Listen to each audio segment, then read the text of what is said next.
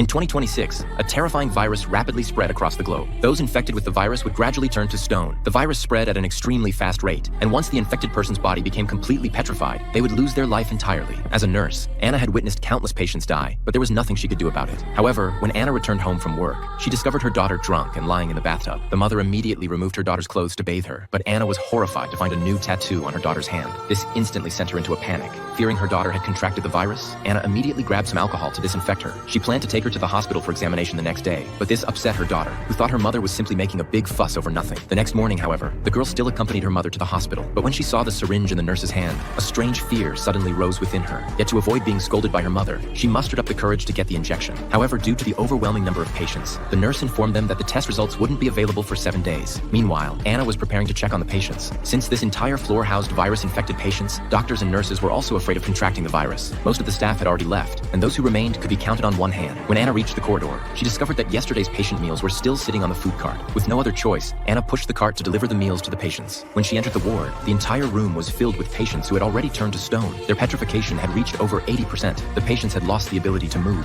What came from their mouths was no longer air, but powder. They could only sustain their lives through machines. Fortunately, this virus didn't spread through the air. Just as Anna was delivering food to the last patient, she discovered that the person had completely petrified and lost their life entirely. Anna felt deeply disheartened, but there was nothing she could do to treat them. She unplugged the equipment from the patient's body and covered them with a white sheet. At the same time, the girl had finished her examination and returned to school, but she felt an unbearable itching all over her body. Just as the girl kept scratching her arm, the teacher suddenly called on her to answer a question, but the girl hadn't noticed that the wound on her arm had split open. Blood dripped down her arm onto the desk. The classmates were terrified when they saw this. The teacher quickly told the girl to go to the infirmary to treat her wound. The classmates urged her to leave immediately, as if the girl